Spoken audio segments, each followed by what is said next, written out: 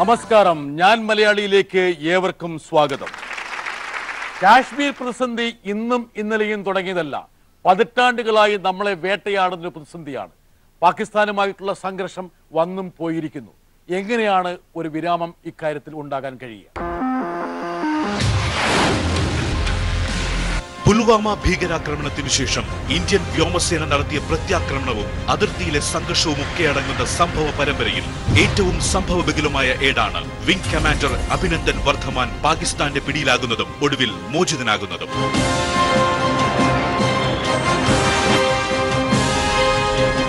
ഇന്ത്യയുടെ ആത്മാഭിമാനം വിദേശ മണ്ണിൽ കാത്ത ധീര ജവാനാണ് അഭിനന്ദൻ വർദ്ധമാൻ. ശത്രുപാളയത്തിൽ സധൈര്യം ശത്രു സൈനികരുടെ ചോദ്യങ്ങൾ നേരിട്ട അഭിനന്ദന്റെ വീഡിയോ നാമെല്ലാം കണ്ടതുമാണ്.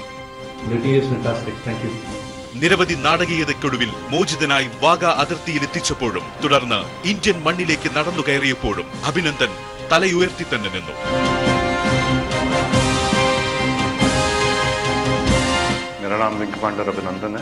അതെ, അഭിനന്ദൻ അഭിനന്ദനമർഹിക്കുന്നു.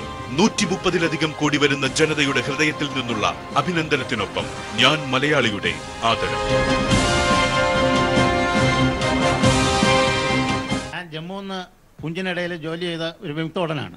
നൗഷാറ സെക്ടറിലാണ് ജോലി ചെയ്തത്. അവിടെ ഒരു നേരിട്ട് അനുഭവപ്പെട്ട ഒരു സംഭവമാണ്. നമ്മളെ ആൾക്കാർ അങ്ങോട്ടും ഇങ്ങോട്ടും നുഴഞ്ഞു കയറുമ്പോൾ അവിടുന്ന് അങ്ങോട്ടും ഇങ്ങോട്ടും നയന്ത്ര രീതിയിൽ വരുമ്പോഴത്തേക്ക് ഒരു ജവാൻ ഇവിടുന്ന് അങ്ങോട്ടും പോയി. അവസാനം അവിടുന്ന് വന്ന പാകിസ്ഥാൻകാരനെ നമ്മളിവിടെ സുഖമായിട്ട് കിടത്തി ഉറക്കി അവർക്ക് നല്ല രീതിയിൽ നമ്മൾ എല്ലാം ചെയ്തിട്ടാണ് കൊടുത്തു വിട്ടത്. തിരിച്ച് ഇവിടുന്ന് പോയ അവൻ ഇവിടെ വന്നപ്പോഴത്തെ ഒരാഴ്ച കഴിഞ്ഞപ്പോൾ മരിച്ചുപോയി. കാരണം അവന് കുപ്പിച്ചില്ലുകൊണ്ട് പൊടിച്ച് ആഹാരം കൊടുത്ത് ഇവിടെ വന്ന വയറിന് അസുഖം വന്ന് മരിച്ചുപോയി. ഞാൻ പറയുന്നത് ഇപ്പം ഈ വിഷയങ്ങളൊക്കെ പറയുമ്പോൾ നമ്മളൊരു അടി നടത്തി എന്ന് പറയുന്നു മോദി സർക്കാർ, അല്ലെങ്കിൽ മോഡി എന്ന് പറയുന്നു. മോഡി എന്ന് പ്രഭാവത്തിലേക്ക് കൊണ്ടുപോവുകയാണ്. അങ്ങനെയൊന്നുമല്ല. സൈന്യത്തിന് ഉത്തരവ് കൊടുത്തു കഴിഞ്ഞാൽ സൈന്യം ചെയ്തിരിക്കും. സൈന്യത്തിന് 2 മിനിറ്റ് മതി ചെയ്തു കൊടുക്കാൻ. ഇന്ത്യൻ സൈന്യം അത്ര ശക്തമാണ്. പക്ഷേ അപ്പോഴും ഇവിടെ ഈ സംഭവങ്ങൾ കഴിയുമ്പോഴത്തേക്കും ഇവിടെ ഒരു ആഘോഷ രീതിയിലാണ് പാർട്ടികൾ കൈകാര്യം ചെയ്യുന്നത്. അതൊരിക്കലും പാടില്ല. ആരാഘോഷിച്ചു?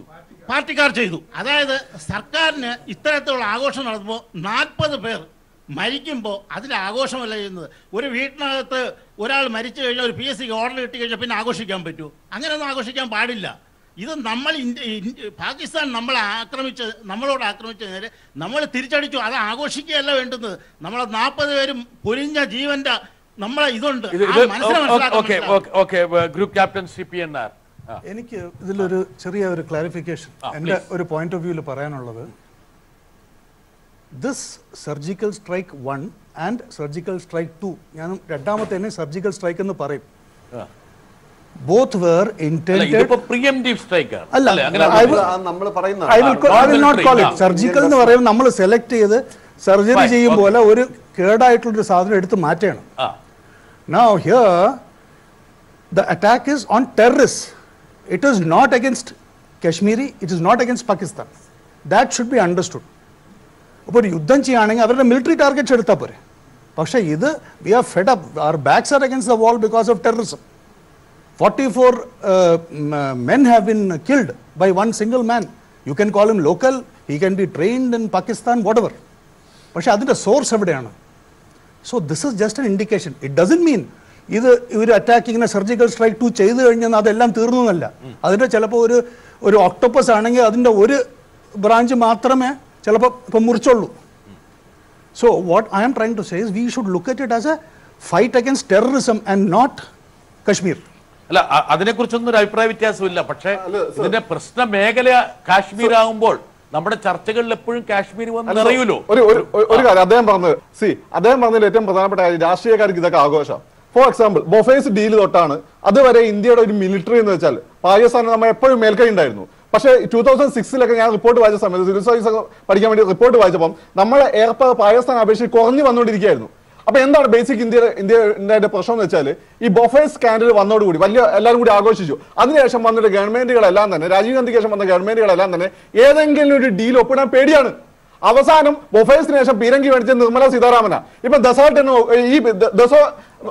റഫേൽ നോക്കൂ.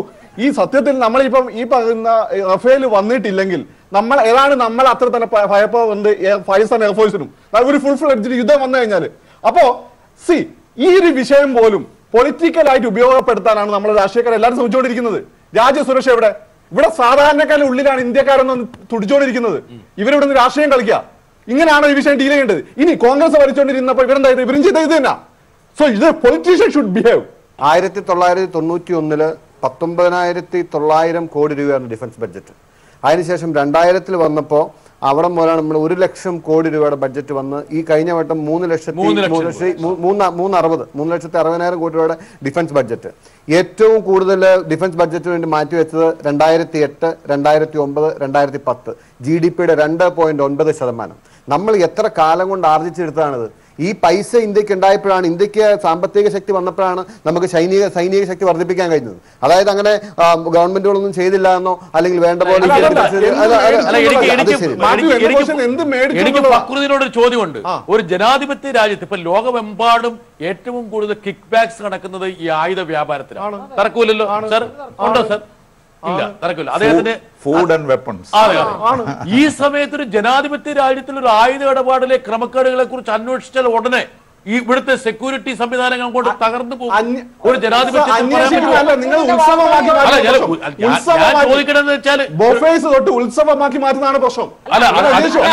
അഴിമതി ചൂണ്ടിക്കാണിക്കുമ്പോൾ അത് ഉത്സവം എന്ന് പറയാൻ പാടില്ല.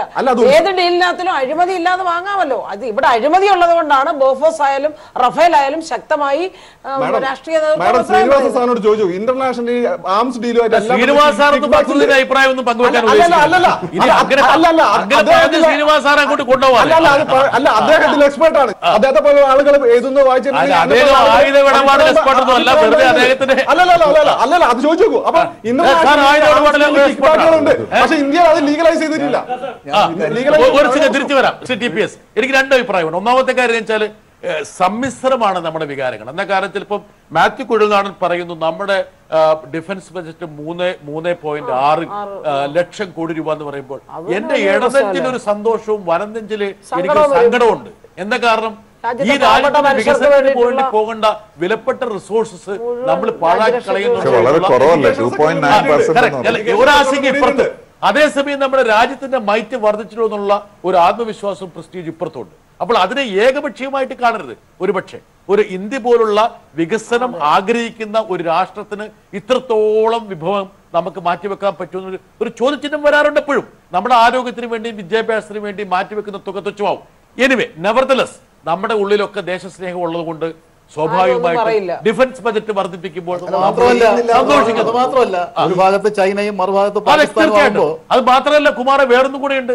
ഈ കഴിഞ്ഞ 3-4 വർഷമായിട്ട് ഒരുപാടിപ്പെട്ട എല്ലാ അയൽപക്കാരെ നമ്മൾ പിണക്കി. ആരെയാണ് പിണക്കിയത്? നയതന്ത്ര രംഗത്ത്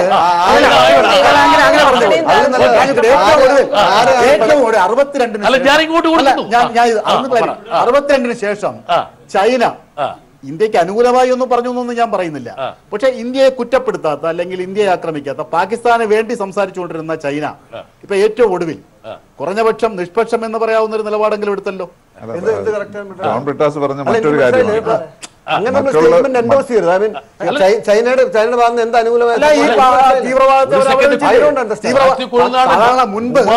കുമാറിന്റെ നിലപാട് പറയാനുള്ള ഒരു സ്വാതന്ത്ര്യം ഇവിടെ ഇല്ലേ?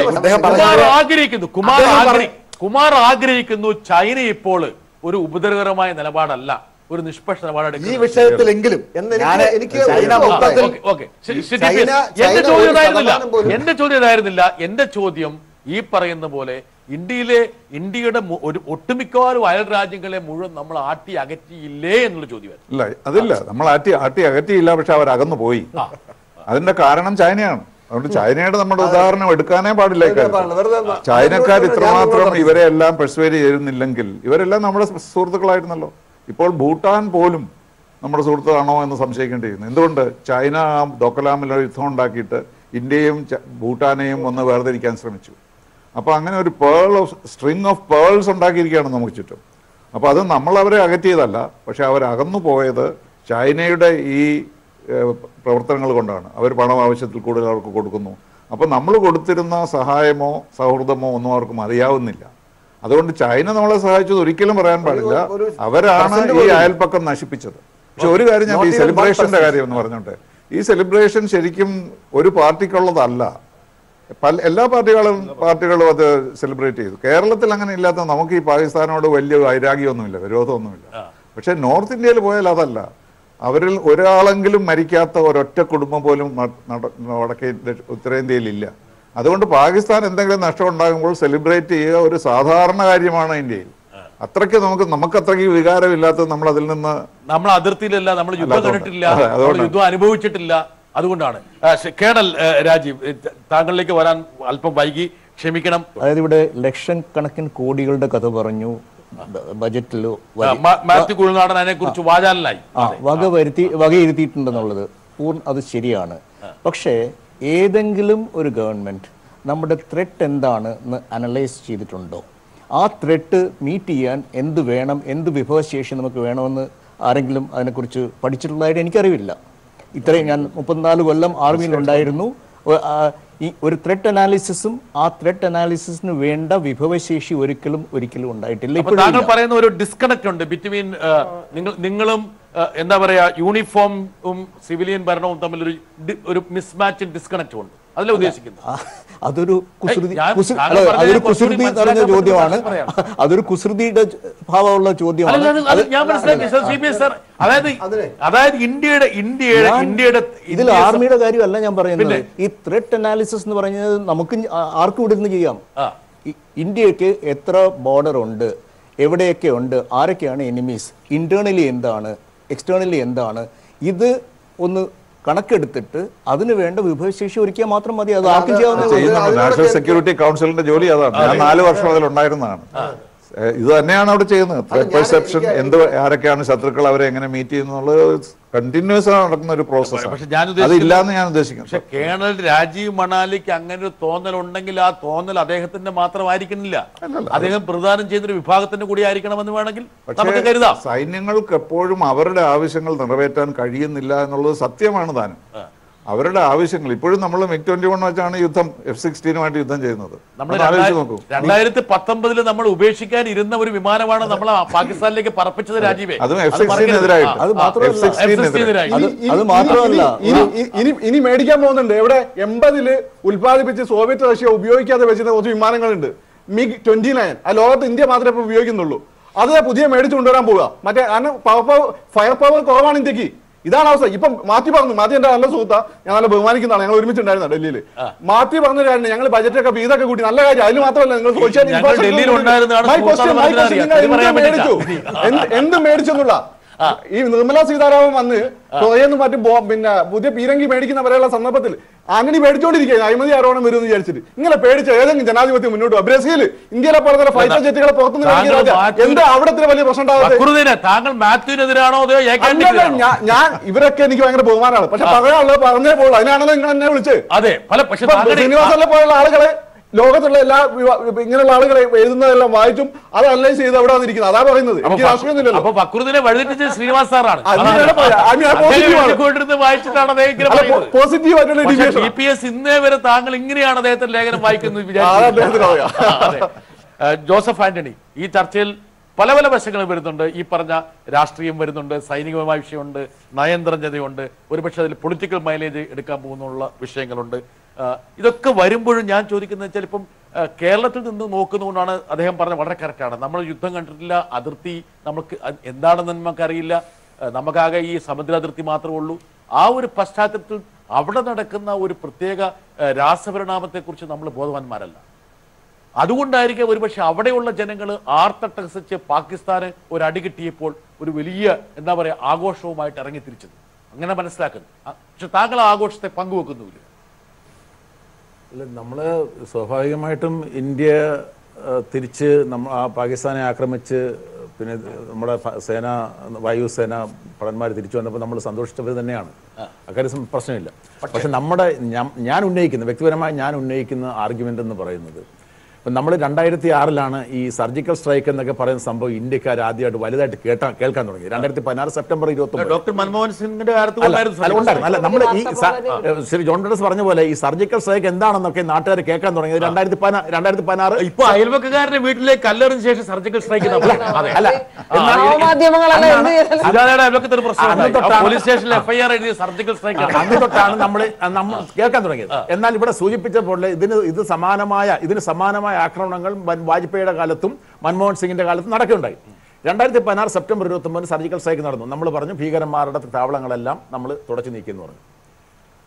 എന്നാൽ 2019 ഇപ്പം നമ്മൾ വീണ്ടും ഒരു സർജിക്കൽ സ്ട്രൈക്കിന് അദ്ദേഹത്തിൻ്റെ വാക്കോടെ സർജിക്കൽ സ്ട്രൈക്ക് 2 നമ്മൾ നടത്തിയിരിക്കുക. ഒന്നാമത്തെ നടത്തി നമ്മൾ പറഞ്ഞു ഇനി നമുക്ക് പ്രശ്നമൊന്നുമില്ല, അവിടുത്തെ അവന്മാരെല്ലാം നമ്മൾ ഒതുക്കിയെന്ന് പറഞ്ഞു. ഇപ്പോൾ രണ്ടാമത് നടത്തിയിട്ടുള്ളൂ. ഞാൻ പറഞ്ഞു വരുന്നത് നമ്മൾ ഇങ്ങനെ ഈ സർജിക്കൽ സ്ട്രൈക്ക് മാത്രം നടത്തിയാൽ തീരുന്നതല്ല പ്രശ്നം. എന്താണ് എങ്ങനെ നമ്മുടെ പ്രശ്നം ഒന്ന്, ഇവിടെ നേരെ സൂചിപ്പിച്ചതുപോലെ ഈ കാശ്മീരിന്റെ പ്രശ്നം എന്താണെന്ന് മനസ്സിലാക്കാനുള്ള കഴിവ് നമ്മുടെ രാഷ്ട്രീയ പാർട്ടികൾക്ക് ഉണ്ടാവണം. ഒന്ന്. രണ്ട്, പാകിസ്ഥാൻ എന്താണെന്ന് മനസ്സിലാക്കാനുള്ള കഴിവ് നമുക്കുണ്ടാവണം. മൂന്ന്, പാകിസ്ഥാനെ കൈകാര്യം ചെയ്യാൻ സൗത്ത് ഏഷ്യയിലെ ഇന്ത്യ ഉൾപ്പെടെയുള്ള ഇവിടെ പറഞ്ഞ പോലെ സൗത്ത് ഏഷ്യയിലെ നമ്മുടെ സൗഹൃദ രാജ്യങ്ങളെ കൂടി നമ്മുടെ കൂടെ നിർത്താനായിട്ട് നമുക്ക് കഴിയണം. ഇവിടെയാണ് പ്രശ്നം. കാശ്മീർ എന്ന് പറയുന്ന ആ പ്രദേശത്തെ ജനങ്ങൾ ഇന്ത്യയിൽ നിന്നും ഓരോ ദിവസം കഴിയും തോറും അകന്ന് പോയി. അത് വളരെ കറക്റ്റായ ഒരു കാര്യമാണ്. രണ്ടാമത്തതാണ് പ്രധാനം. ഇവിടെ സാറ് പഞ്ചാബിലെ ഒരു സിമിലാരിറ്റി പറഞ്ഞു നേരത്തെ. എനിക്ക് അതിനോട് യോജിപ്പില്ല. കാരണം വെച്ചാൽ പഞ്ചാബിന്റെ പ്രശ്നമല്ല കാശ്മീരിന്റെ പ്രശ്നം. പഞ്ചാബിന്റെ കാര്യത്തിൽ കാശ്മീരിന് പാകിസ്ഥാനെ പ്രത്യേകിച്ച് ക്ലെയിം ഒന്നുമില്ല. അതല്ല കാശ്മീരിന്റെ സ്ഥിതി. കാശ്മീർ അവർ അവകാശപ്പെടുകയാണ് പാകിസ്ഥാൻ.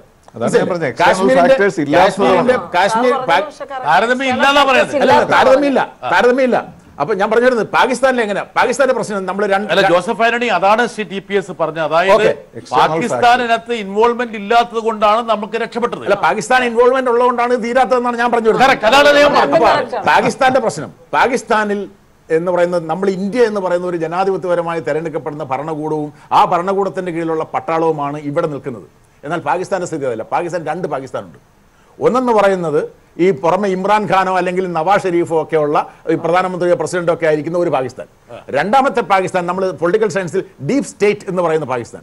അത് ISIയും മിലിറ്ററിയും അവിടുത്തെ മതമൗലികവാദ ശക്തികളും ഭരണഘടനാ അതീത ശക്തികളും എല്ലാം ചേർന്നുള്ളതാണ് അവിടുത്തെ ഡീപ് പാകിസ്ഥാൻ. നമ്മൾ സാർ ഇന്റർനാഷണൽ പൊളിറ്റിക്സിൽ പാകിസ്ഥാനുമായിട്ടുള്ള ബന്ധങ്ങളെ കുറിച്ച് പറയും നിങ്ങൾ ഇസ്ലാമാബാദിൽ പോയി അവിടുത്തെ പ്രസിഡന്റുമായിട്ട് നിന്ന് ഫോട്ടോ എടുക്കുക, കാര്യങ്ങൾ വല്ലതും ചർച്ച ചെയ്യണമെങ്കിൽ നിങ്ങൾ റാവൽപിണ്ടി പോവുക, പട്ടാളമായിട്ട് ചർച്ച ചെയ്യാം എന്ന് പറഞ്ഞാൽ ഈ ചർച്ച ചെയ്യുക എന്ന് തയ്യാറാണെന്ന് പറയുന്നത് അന്തർദേശീയ സമൂഹത്തിന് നൽകുന്ന ഒരു ചുമ്മാതൊരു വാചകമാണ്. ഞങ്ങൾ യുദ്ധത്തിനൊന്നും പോകുന്നില്ല, ചർച്ച ചെയ്യാൻ തയ്യാറാണെന്ന് വെറുതെ ബോധ്യപ്പെടുത്താനാണ്. പക്ഷേ ആരെ തീരുമാനിക്കുന്നത് ചർച്ച കാര്യങ്ങൾ തീരുമാനിക്കുന്നത് റാവൽപിണ്ടിയാണ്. കാരണം വെച്ചാൽ ഈ ഇമ്രാൻഖാൻ ഇന്നിപ്പോ സംസാരിക്കുന്ന ഇമ്രാൻഖാനെ തന്നെ അധികാരത്തിൽ കൊണ്ടുവന്ന് അവിടുത്തെ ധാര 370 മാറ്റുവാൻ വേണ്ടി പാർലമെന്റിൽ ഈ പാർട്ടികൾ ഒരുമിക്കാൻ പറ്റുമോ? ഭരണഘടന 370 കാശ്മീരിന്റെ യഥാർത്ഥ പ്രശ്നം ഈ 370 കാരണം അവിടെ ഒരു 370 മാറ്റിയ കാശ്മീർ പ്രശ്നം പരിഹരിക്കും, തീർച്ചയായും മാറും. പതുക്കെ എങ്കിൽ ഈ 370 കാശ്മീരിൽ നിന്ന് മാറിക്കഴിഞ്ഞാൽ മറ്റാൾക്കാർ അവിടെ പോവുകയും അവിടെ ഒരു നിമിഷം അവിടെ ജോബ് വേക്കൻസികൾ വരികയും ഒക്കെ ചെയ്യും. ദാരിദ്ര്യമാണ് അവിടുത്തെ ഏറ്റവും വലിയ പ്രശ്നം. പിന്നെ അവിടുത്തെ ഭൂപ്രകൃതി അങ്ങനെയാണ്, കുന്നുകളും മലകളും മാത്രമേ ഉള്ളൂ അവിടെ, അല്ലാതെ വേറെ താഴ്വാരകളും മാത്രം. അപ്പോൾ അവിടെ എന്തെങ്കിലും ഒരു ഇത് നടത്തണമെങ്കിൽ ഇന്ത്യൻ പാർലമെന്റിന് ഈ 3 പാർട്ടികളും അല്ലെങ്കിൽ ഈ പൊളിറ്റിക്കൽ പാർട്ടികളെല്ലാം ചേർന്നുകൊണ്ട് ഈ 370 എന്ന് പറഞ്ഞൊരു വകുപ്പ് മാറ്റുകയാണെങ്കിൽ കഴിഞ്ഞ 370 പിന്നെ നമ്മുടെ കുമാറിന്റെ രാഷ്ട്രീയ അജണ്ടയിലുള്ള ഒരു വിഷയമാണ് 370 നീക്കുക എന്നുള്ളത്. TPS ഇത്ര സാങ്കേതികപരമാണോ ഈ കാശ്മീർ, ഇൻഡോ പാക് ഈ മേഖലയിലെ പ്രതിസന്ധി എന്ന് പറയുന്നത് ഒരു ഭരണഘടനാ വകുപ്പ് നീക്കം ചെയ്താൽ മാറുന്ന പ്രശ്നമാണ്? മാറുന്നതല്ല. അത് ആ കാലത്ത് അത് കൊടുക്കാനുള്ള കാരണം കാശ്മീരിയത്തിനെ പ്രൊട്ടക്റ്റ് ചെയ്യുക എന്നുള്ളൊരു ഉദ്ദേശത്തോടു കൂടിയാണ്, അല്ലാതെ അവിടെ എന്തെങ്കിലും വിപ്ലവം ഉണ്ടാക്കണം എന്നുള്ള ഉദ്ദേശത്തോടു കൂടി ആയിരുന്നില്ല. പക്ഷേ ഇന്ന് അത് മാറ്റിയാൽ ഉണ്ടാകാവുന്ന പ്രത്യാഘാതങ്ങൾ വളരെ കൂടുതലായിരുന്നു. അതുകൊണ്ട് അതൊരു എന്താണ് അത് ചെയ്തത് കൊണ്ട് ഇതിനൊരു പരിഹാരമാകാൻ പോകുന്നില്ല. ഈ 370 നമ്മൾ എന്തൊക്കെ ഓഫർ ചെയ്തോ അതൊക്കെ ഒന്നൊന്നായി തിരിച്ചെടുത്തതിന്റെ ഫലമാണത്. കുമാർ, 370 കുറെ കാലമായിട്ട് BJP എത്രയോ പതിറ്റാണ്ടായിട്ട് പറഞ്ഞുകൊണ്ടിരിക്കുക. ഈ 370 ആണോ പ്രശ്നം? ഇപ്പോഴത്തെ കാര്യം ചോദിച്ചാൽ അങ്ങനെയല്ല. പക്ഷെ 370 താൽക്കാലികമായിട്ടായിരുന്നു. താൽക്കാലികമായിട്ട് ആകാവൂ. ഒരു ഇന്ത്യക്കകത്തുള്ള ഒരു സംസ്ഥാനത്തിന് മറ്റു സംസ്ഥാനങ്ങൾക്ക് ഇല്ലാത്ത അധികാരങ്ങളും അവകാശങ്ങളും കൊടുത്ത് അതിനെ താലോലിക്കുകയോ അല്ലെങ്കിൽ ഒറ്റപ്പെടുത്തുകയോ ചെയ്യുന്ന ഒരു സമീപനമാണ് നമ്മൾ സ്വീകരിച്ചു പോന്നിരുന്നത്. ഇപ്പോഴത്തെ കാലാവസ്ഥയിൽ അത് ഉടനെ എടുത്ത് മാറ്റുന്നത് ബുദ്ധിപരമാണോ അല്ലേ എന്നുള്ള കാര്യം ചർച്ച ചെയ്യപ്പെടേണ്ട വിഷയമാണ്. പക്ഷേ ഈ കാലം അത്രയും അങ്ങനെ ഒരു പ്രത്യേകമായ അവകാശവും അധികാരവും ഒക്കെ കൊടുത്ത് ഇന്ത്യൻ യൂണിയനിൽ നിന്നും വേറിട്ടൊരു സ്റ്റേറ്റാണ് തങ്ങളെന്നൊരു തോന്നൽ അവർക്ക് ഉണ്ടാക്കിപ്പിച്ചത് കാശ്മീരിലെ ഇന്നത്തെ പ്രശ്നം വഷളാക്കുന്നതിന് വലിയ കാരണമായിട്ടുണ്ട് എന്നാണ് ഞാൻ വിശ്വസിക്കുന്നത്. 370 ഗുണദോഷ വശങ്ങൾ 370 അൺഫോർച്ചുനേറ്റ്ലി ഇപ്പോൾ ഞാൻ പറയുമ്പോൾ നിങ്ങൾ എങ്ങനെ കാണുമെന്ന് എനിക്കറിയില്ല. BJP അതൊരു പൊളിറ്റിക്കലായി ഒരു റിട്ടോറിക്കായി ഉപയോഗിക്കുന്നു എന്നതിനപ്പുറത്തേക്ക് അല്ല ഞാൻ പറയുന്നത്. പൊളിറ്റിക്കൽ റിട്ടോറിക്ക ഞാൻ എന്താ പിന്നെ നിങ്ങൾ എന്ത് ഇത് ചെയ്യാത്ത ഇപ്പൊ ഇത് വന്നിട്ട് അതിനുള്ളൊരു ഇനീഷ്യേറ്റീവ് പോലെ കാര്യങ്ങളൊന്നും അല്ല ഞാൻ 370 മാറ്റുന്നതുകൊണ്ട് മാത്രം കശ്മീരിന്റെ പ്രശ്നം തീരുമെന്ന് അല്ല കശ്മീരിന്റെ പ്രശ്നം തീരുമെന്ന് അവസരം കൊടുത്താലും വേണ്ട. അല്ല ഞങ്ങൾക്ക് ഇന്ത്യൻ രാഷ്ട്രീയത്തിൽ സ്വാധീനമുണ്ടായിരുന്ന 2004-09 ഇടതുപക്ഷത്തിന് ഇന്ത്യൻ രാഷ്ട്രീയത്തിൽ ഒരു ഒന്നാം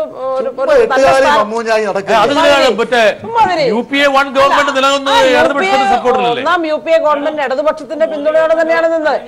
ആ ഒരു കാലത്ത് നിങ്ങൾ എന്തു പറഞ്ഞാലും ഒന്നാം UPA ഗവൺമെന്റിന്റെ കാലത്ത് കാശ്മീർ സ്ഥിതി ഇതുപോലെ വഷളായിരുന്നോ ശ്രീകുമാറെ? ആയിരുന്നോ? അല്ല അതുകൊണ്ട് ഇടതുപക്ഷത്തിന്റെ റോള് അത് ഇടതുപക്ഷത്തിന് ഒരു റോളുമില്ലെന്ന് എഴുതി തള്ളി മാഡം അംഗീകരിച്ചില്ല. അതാണ് എന്റെ പ്രധാനപ്പെട്ട കാര്യം. ഒന്നാം UPA ഗവൺമെന്റ് ഇടതുപക്ഷം പിന്തുണ കൊടുത്ത ഘട്ടത്തിൽ നിങ്ങൾ ഒരുപാട് വഷളാകാൻ ഞങ്ങൾ സമ്മതിച്ചില്ല. അല്ല അതിനുശേഷം അതാണ് രണ്ടാം UPA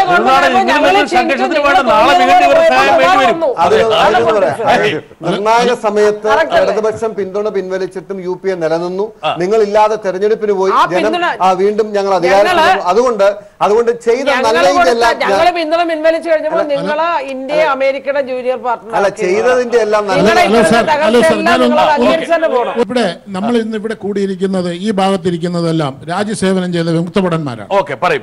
അപ്പൊ എനിക്ക് പറയാനുള്ളത് ഇവിടെ നമ്മൾ തുടങ്ങി വെച്ചതെന്ന് പറഞ്ഞു കഴിഞ്ഞാൽ ഇന്ന് നമ്മൾ ഇന്ത്യ മഹാരാജ്യം നേരിടുന്ന അതിർത്തിയിൽ നേരിടുന്ന ഈ ഭീകര യുദ്ധത്തിനെതിരെയുള്ള ഒരു വിഷയത്തിനെ കുറിച്ചാണ് നമ്മൾ ഇവിടുന്ന് ചർച്ച ചെയ്യപ്പെടുന്നത്.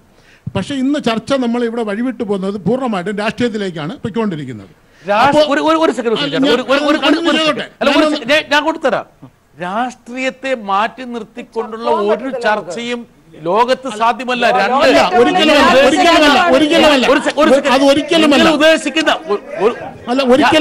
ഞാൻ ആ ചേട്ടനോട് പറഞ്ഞോട്ടെ, ഇന്ത്യ പാകിസ്ഥാന്റെ ഈ പ്രശ്നത്തിന് പ്രധാന കാരണം എന്ന് പറയുന്നത് നമ്മുടെ ഇന്ത്യൻ രാഷ്ട്രീയം വഷളായതിന്റെ പ്രധാന കാരണം കൊണ്ട് തന്നെയാണ് ഇന്ന് ഈ ഇവർ തമ്മിലുള്ള ഇത്രയും പ്രശ്നങ്ങൾക്ക് ഇത്രയും രൂക്ഷമായി നിൽക്കുന്നത്. അല്ല ഞാനത് പറഞ്ഞു നിന്നോട്ടെ. ഈ രാഷ്ട്രീയക്കാർ തന്നെയാണ് ഈ പ്രശ്നം വഷളാക്കുന്നത്. ഇന്ന് മാതൃരാജ്യത്തിനോട് ആർക്കാണ് ആത്മാർത്ഥമായിട്ട് ഉള്ളിന്റെ ഉള്ളിൽ നിന്ന് സ്നേഹമുള്ളത്? ഏത് രാഷ്ട്രീയക്കാർക്കുണ്ട്. പക്ഷേ ഇന്ന് രാജ്യത്തിനോട് മാതൃരാജ്യത്തിനോട് അല്പമെങ്കിലും ഉണ്ടെങ്കിൽ ഇന്ന് രാജ്യസേവനം ചെയ്യുന്ന അല്ലെങ്കിൽ രാജ്യസേവനം ചെയ്തു വന്ന ചെയ്യുന്ന ഭടന്മാർക്കോ അല്ലെങ്കിൽ ചെയ്തു വന്ന വിമുക്തഭടർക്കോ മാത്രമേ രാജ്യത്തിനോട് ആത്മാർത്ഥമായിട്ട് സ്നേഹമുള്ളൂ. അതാണ് ഇവിടുത്തെ യാഥാർത്ഥ്യം. ബാക്കിയുള്ളവരെല്ലാം തികച്ചും ഉള്ളിന്റെ ഉള്ളിൽ നിന്ന് അവർക്ക് ആ സ്നേഹം ഉണ്ടെങ്കിൽ ഇത്തരം പ്രശ്നങ്ങളിലേക്കൊന്നും ഇന്ന് നമ്മുടെ രാജ്യം തിരിക്കില്ല എന്നുള്ളതാണ്. അദ്ദേഹത്തിന്റെ സങ്കുചിതമായ വിചാരങ്ങൾക്ക് ഞാനെന്ത് മറുപടി പറയാൻ? രാഷ്ട്രീയക്കാരെല്ലാം രാജ്യദ്രോഹികളാണോ? ദ്രോഹി എന്നല്ല ഉദ്ദേശിച്ചത്. യഥാർത്ഥത്തിൽ നമ്മുടെ രാജ്യത്ത് പ്രശ്നങ്ങൾ ഉണ്ടാക്കി സോൾവ് ചെയ്യാന്നുള്ളതാണ്. രാജ്യത്തിന് വേണ്ടി പോരാടിയ ധീര ജവാന്മാരാണ് ഞങ്ങളുടെ മുമ്പിൽ ഇരിക്കുന്നത്. നിങ്ങൾ ഓരോരുത്തരും നിങ്ങൾ നിങ്ങൾക്ക് മഹത്തായ സേവനത്തെ ആദരവോടെ കാണുന്നവരുമാണ് ഞങ്ങള്. അത് പക്ഷെ രാഷ്ട്രീയം ഒന്നും പാടില്ല. രാഷ്ട്രീയക്കാരെല്ലാം മോശക്കാരാണെന്ന് അഭിപ്രായം പറയാൻ പാടില്ല. കാരണം നമ്മൾ ആഗ്രഹിക്കുന്ന രാജ്യത്തെ എല്ലാ രാഷ്ട്രീയ പാർട്ടികളും ആഗ്രഹിക്കുന്നത് തീവ്രവാദ പ്രവർത്തനത്തെ തടയണമെന്ന് തന്നെയാണ്. രാജ്യത്തിന് വേണ്ടി പോരാടിയ ധീര ജവാന്മാർക്ക് അല്ലെങ്കിൽ രക്തസാക്ഷിത്വം വഹിച്ചവർക്ക് എല്ലാ ആദരാഞ്ജലികളും കൊടുക്കുന്നു. ജവാന്മാർക്ക് വേണ്ടുന്ന അവരെ സല്യൂട്ട് ചെയ്യുന്നു. അതുകൊണ്ട് രാഷ്ട്രീയക്കാരും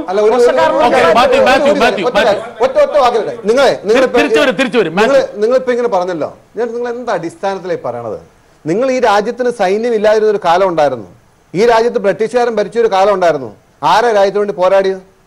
ആരാ രാജ്യത്തിന് വേണ്ടി രക്തം ചിന്തിയത്? ആരാ രാജ്യത്തിന് വേണ്ടി ജീവൻ കൊടുത്തത്? ലക്ഷക്കണക്കിന് ദേശാഭിമാനികളായ രാഷ്ട്രീയക്കാർ കോൺഗ്രസ്സുകാരാണ് ഇപ്പോൾ സമരം. അറിയോ?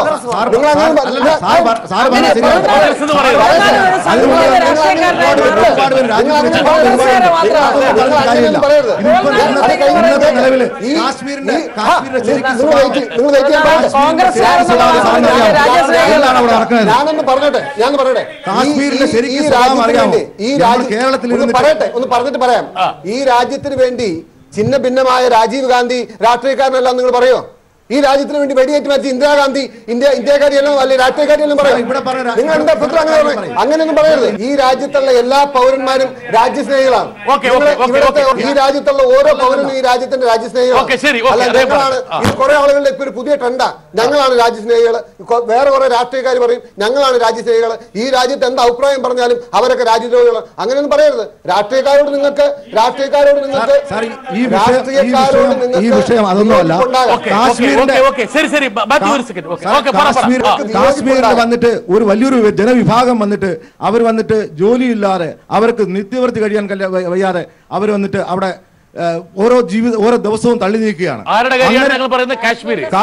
കാശ്മീരികൾ സാധാരണ മനുഷ്യർക്ക് വന്നിട്ട് അവർക്ക് മാറാൻ വസ്ത്രങ്ങളില്ല, അവർക്ക് വന്നിട്ട് ആഹാരം കഴിക്കാൻ, അവർ വന്നിട്ട് മിലിറ്ററി വന്നിട്ട് അവരെ പോർട്ടർ പണി ചെയ്താണ് പലരും അവിടെ ജീവിക്കുന്നത്. ഇത്ര രൂപ തരാം എന്ന് പറഞ്ഞ് അവരെ വന്നിട്ട് ഉഗ്രവാദികളെ മാറ്റിക്കൊണ്ടിരിക്കുകയാണ്. ആ സംവിധാനം നമ്മുടെ രാഷ്ട്രീയക്കാർക്കോ അല്ലെങ്കിൽ വേറൊരാൾക്കോ അറിയില്ല അവിടെ എന്താണ് നടക്കുന്നത്. മാഡം ഒക്കെ പറഞ്ഞായിരുന്നു ഒരു രാഷ്ട്രീയ പരിഹാരം അസംഭവമാണ് അല്ലെങ്കിൽ വളരെ ബുദ്ധിമുട്ടാണെന്ന്. പിന്നെ എന്താണ് ഇതിനൊരു രാഷ്ട്രീയ പരിഹാരമാണ്.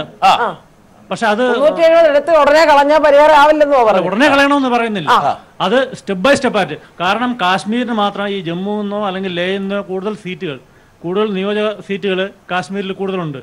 അതുകൊണ്ട് അവിടുത്തെ നിയമസഭയിൽ അത് പാസ്സായി അത് അവർ മാറ്റത്തില്ല. പക്ഷേ ഇന്ത്യൻ പാർലമെന്റിൽ ഈ രാഷ്ട്രീയ പാർട്ടികളെല്ലാം കൂടെ ഒരുമിച്ച് അത് മാറ്റിക്കഴിഞ്ഞാൽ മാത്രമേ അവിടെ. ഒരു സെക്കൻഡ്, താങ്കളുടെ അഭിപ്രായം താങ്കൾ പറഞ്ഞു. ഇവിടെ ഇരിക്കുന്ന പല ശ്രേണികളിലും വൈദഗ്ധ്യമുള്ള ആൾക്കാർ പറഞ്ഞു അതൊരു പരിഹാരമല്ല. TPS-നെ പോലുള്ള ആൾക്കാർ, അതേ ഒരു പൊളിറ്റീഷ്യൻ ഒന്നുമല്ല, അദ്ദേഹം എത്രയോ ദീർഘകാലമായിട്ട് ഇന്ത്യൻ നയതന്ത്ര രംഗത്ത് പ്രവർത്തിച്ച ഒരാളാണ്, എത്രയോ പരിചയമുള്ള. അദ്ദേഹം പറയുന്നു 370 മാറ്റുക എന്ന് പറയുന്നത് അത് കൗണ്ടർ പ്രൊഡക്റ്റീവാണ്. ഇന്നത്തെ സിറ്റുവേഷൻ അപകടകരമാണ്. നിങ്ങൾ എന്താണ് ഉദ്ദേശിക്കുന്നത്? ഒരേ സമയത്ത് നിങ്ങൾ പറയുന്നു കാശ്മീർ ജനതയെ നിങ്ങൾ കൂടെ നിർത്തണം എന്ന് പറയുന്നു, ഒരേ സമയത്ത് പറയുന്നു ഇവരെ അടിച്ചു ഒതുക്കണം എന്ന് പറയുന്നു. ഇത് രണ്ടും കൂടി എങ്ങനെ പൊരുത്തപ്പെടും? ഓക്കെ, പറയും. ഇവിടെ ഒരു പ്രധാന വിഷയം എന്ന് പറഞ്ഞാൽ 1947 പാകിസ്ഥാൻ കാശ്മീരിനെ ആക്രമിക്കുകയുണ്ടായി.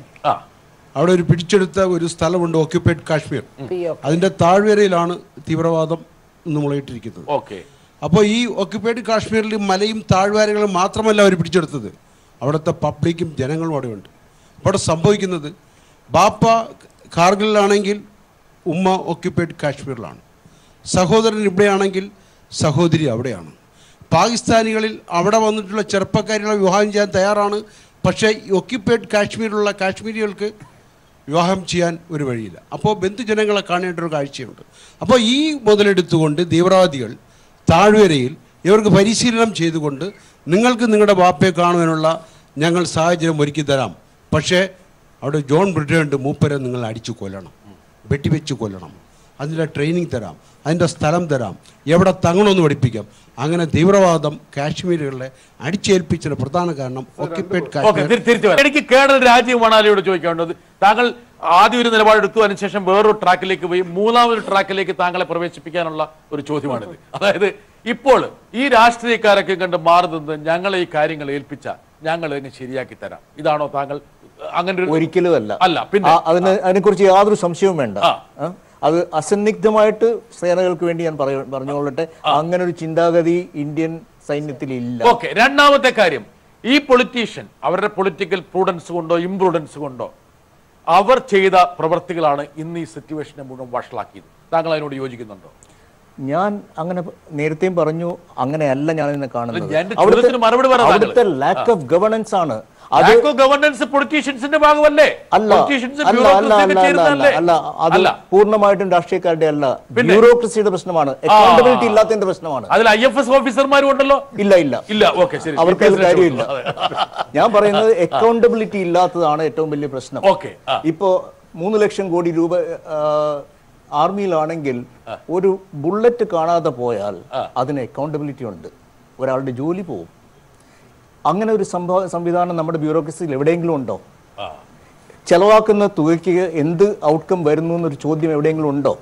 ഉണ്ടെങ്കിൽ ഉണ്ടെന്ന് പറയില്ല. അല്ല കേരള, എനിക്കൊറ്റ ചോദ്യമുള്ളൂ. താങ്കളുടെ കയ്യിലേക്ക് ഈ പ്രശ്നം പരിഹരിക്കാൻ വേണ്ടിയുള്ള ഒരു അവസരം വരുവാണെങ്കിൽ താങ്കൾ ഏത് സമീപനമായിരിക്കും അവലംബിക്കുക? അതൊരു നല്ല ചോദ്യമാണ്. അത് പെട്ടെന്നൊരു മറുപടി ആലോചിച്ചോളൂ. ഞാൻ തിരിച്ച് താങ്കളിലേക്ക് വരും. ഫക്രുദ്ദീൻ പറയൂ. അതായത് ഇവിടെ ഇപ്പൊ എനിക്കൊരു ഒറ്റ കാര്യമുള്ളൂ. അതായത് നമ്മൾ ഇത്രയും ദൂരമാണെങ്കിൽ പോലും നമ്മൾ ഈ കാശ്മീരിന്റെ കാര്യത്തിൽ എപ്പോഴും ഈ പറഞ്ഞ വാർത്തകൾ വിഴുങ്ങിക്കൊണ്ടിരിക്കുന്ന ആൾക്കാരാണ്. ഏറ്റവും കൂടുതൽ വാർത്ത എനിക്ക് തോന്നുന്നു IFSകാർ ഏറ്റവും കൂടുതൽ പറയുന്ന രാജ്യത്തിന്റെ പേര് തന്നെ പാകിസ്ഥാൻ ആയിരിക്കും. ഒരു സംശയം വേണ്ട കാര്യം. അതെ, P word and K word. കാശ്മീരും പിയും ഇല്ലാതാണ്. രണ്ടാമത്തെ കാര്യം നമ്മുടെ മാധ്യമങ്ങൾ. ഒരുപക്ഷെ കേരളത്തിലെ മാധ്യമങ്ങളിലായിരുന്നു കുറവ്. ഇന്ത്യൻ മാധ്യമങ്ങൾ എടുത്ത് കേരളത്തിലെ മാധ്യമങ്ങളാണ് ഇത് കൂടുതൽ ചർച്ച ചെയ്ത് വർഷമായിക്കൊണ്ടിരിക്കുന്നത്. അല്ലല്ല, എല്ലായിടത്തും കുമാർ എന്താ അറിയാം, ഈ ഹിന്ദിയും മറ്റേ ഇംഗ്ലീഷും ഒന്നും കാണാതെ ഈ മലയാളം മാത്രം കാണുന്നുണ്ട്. ഇപ്പൊ അവിടെയൊക്കെ നോക്കിക്കഴിഞ്ഞാലുണ്ടല്ലോ ഓരോ ന്യൂസ് റൂമുകളും ലേഖകന്മാർ തോക്കൊക്കെ എടുത്ത് വെടിവെച്ചിട്ടാണ് ഈ ചർച്ച ചെയ്യുന്ന വിഷയം. വാർ റൂംസ് ആണ്. ആ രീതിയിലേക്ക് ഇത് മാറിക്കുന്നു. ഫക്രുദ്ദീൻ, ഒരു പക്ഷേ നമ്മളൊരു ജിങ്കോയിസ്റ്റിലേക്കാണോ പോകുന്നത്? നമുക്ക് സമഗ്രത വിട്ടുകൊണ്ടിരിക്കുകയാണോ? എക്സാക്ട്ലി, നമ്മൾ ജിങ്കോയിസ്റ്റിക് നാഷണലിസത്തിലേക്കാണ് പോകുന്നത്. ഇതിന്റെ ഏറ്റവും വലിയ രസം പറയും, യുദ്ധം ഒന്നും അവസാനിപ്പിക്കുന്നില്ല, ദുരന്തങ്ങളെ ബാക്കി വെക്കുന്നു എന്നുള്ളത് ലോകത്തിന് ആദ്യം പഠിപ്പിച്ച ഇന്ത്യക്കാരാണ്. മഹാഭാരത യുദ്ധം. പക്ഷേ എന്നിട്ട് പോലും നമ്മൾ ഇത് കണ്ടിന്യൂ ചെയ്യുന്നു. ഇനി എല്ലാവരും ചോദിക്കുന്ന കാര്യമുണ്ട്, ഇങ്ങനെ എന്തുകൊണ്ട് യൂറോപ്പിൽ പ്രശ്നം ഉണ്ടാകുന്നില്ല? യൂറോപ്പിൽ എന്റെ സാറ് ആ ഫ്രാൻസുകാരും ഇംഗ്ലണ്ടുകാരും തമ്മിൽ 1000 വർഷം യുദ്ധം ചെയ്തതാ. അവസാനം 1-2 ലോക മഹായുദ്ധം കഴിഞ്ഞപ്പോൾ നമ്മൾ മഹാഭാരതത്തിൽ പറഞ്ഞ കാര്യം അവർക്ക് മനസ്സിലായി, ഈ യുദ്ധത്തിൽ ആരും ജയിക്കുന്നില്ല, തോൽക്കുന്നില്ല.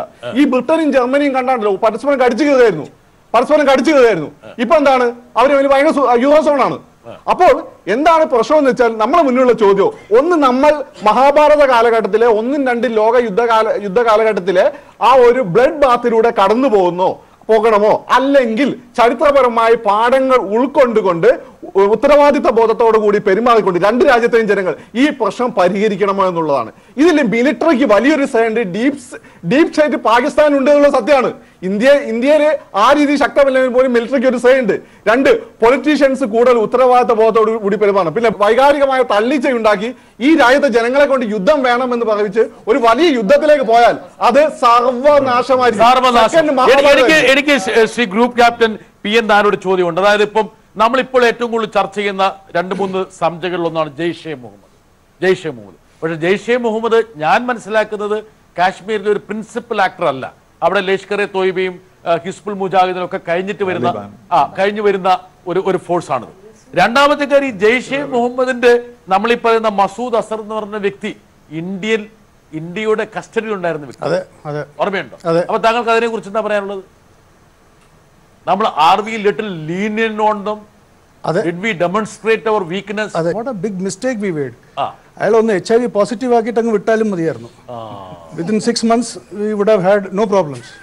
Why we had ഇത്രയും ഇന്ത്യക്കാരെ ഹൈജാക്ക് ചെയ്ത് അവിടെ കൊണ്ടുപോയി ഒരാളെ വെടിവെച്ച് കൊന്നു. അവര് അതിന് എക്സ്ചേഞ്ച് ആയിട്ട് ഇയാളെ നമ്മൾ ആ സമയത്ത് ഈ 350 ജീവിതം രക്ഷിക്കണോ അതോ ഈ 3 പേരെ വിടണോ? ഇവിടെ നിശബ്ദനായിരിക്കുന്നത് പിന്നെ കുമാറെ അദ്ദേഹം ഗ്രൂപ്പ് ക്യാപ്റ്റൻ PN നായർ താങ്കളെ ഉദ്ദേശിച്ചല്ലെങ്കിൽ പോലും ഈ നേരെ ഒഴിച്ചു കഴിഞ്ഞപ്പോൾ ഒരു വെടിയുണ്ട താങ്കളെ നെഞ്ചിനാ പെട്ടത്. 99-ല് NDA ഗവൺമെന്റിന്റെ കാലത്താണ് ഈ മസൂദ് അസറിനെ പേഴ്സണലായി അന്ന് നിരപരാധികളായ കുറെ യാത്രക്കാരുടെ ജീവൻ രക്ഷിക്കണോ, ഈ ഒരു നിലപാട് സ്വീകരിക്കണം എന്നുള്ളതായിരുന്നല്ലോ. 2 വിധത്തിലായിരുന്നാലും ഇപ്പൊ ഈ ഉണ്ടായ വിമർശനം, കുറെ പേരുടെ ജീവൻ പൊലിഞ്ഞാലും ഇയാളെ ഞങ്ങൾ വിടൂല്ല എന്ന് വാശി കാണിച്ച് ഇതിനേക്കാൾ രൂക്ഷമായ വിമർശനം ഒന്ന് നേരിടേണ്ടി വന്നേനെ. അതുകൊണ്ട് 2-1 തീരുമാനിക്കുന്നുണ്ട്. അദ്ദേഹം പറഞ്ഞ ആ നിർദ്ദേശം അത് എന്തുകൊണ്ട് അവർ ആലോചിച്ചില്ല, സ്വീകരിച്ചില്ല,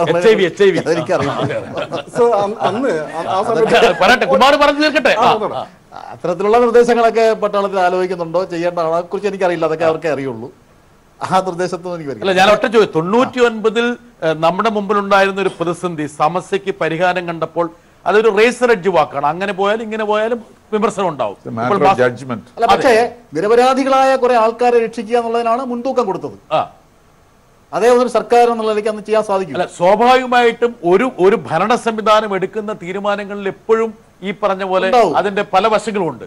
അത് തന്നെ ആയിരിക്കില്ലേ താങ്കൾ വിമർശിക്കുന്ന നെഹ്റുവിന്റെ ഇന്ദിരാഗാന്ധിന്റെ കാലത്തുള്ള തീരുമാനങ്ങൾ? അതല്ലേ എന്നെ പറയാൻ ഇന്ത്യൻ യൂണിയനിലേക്ക് എല്ലാ നാട്ടുരാജ്യങ്ങളെയും ലയിപ്പിക്കാനുള്ള ചുമതല സർദാർ വല്ലഭഭായ് പട്ടേൽ എന്ന ആഭ്യന്തരമന്ത്രിക്ക് നീക്കിവെച്ചെങ്കിൽ ജമ്മു കാശ്മീരിൽ മാത്രം എന്തിന് അദ്ദേഹത്തിന്റെ ഇടപെടൽ തടഞ്ഞു? അതാണ് ഒരു പ്രധാനപ്പെട്ട ചോദ്യം. ഇതേപോലെ ഹൈദരാബാദിനെ മോചിപ്പിച്ചതുപോലെ തന്നെ ഇപ്പൊ പറയുമായിരിക്കും അത് അന്നത്തെ സിറ്റുവേഷനിൽ പറ്റില്ല, അങ്ങനെ ഉണ്ടാകാത്തതുകൊണ്ട് എന്റെ ആർഗ്യുമെന്റ് എനിക്ക് പറയാമല്ലോ. എന്തുകൊണ്ട് സർദാർ വല്ലഭഭായ് പട്ടേലിനെ തന്നെ ആ ചുമതല ഏൽപ്പിച്ചില്ല എങ്കിൽ ഈ പ്രശ്നം ഉണ്ടാകും.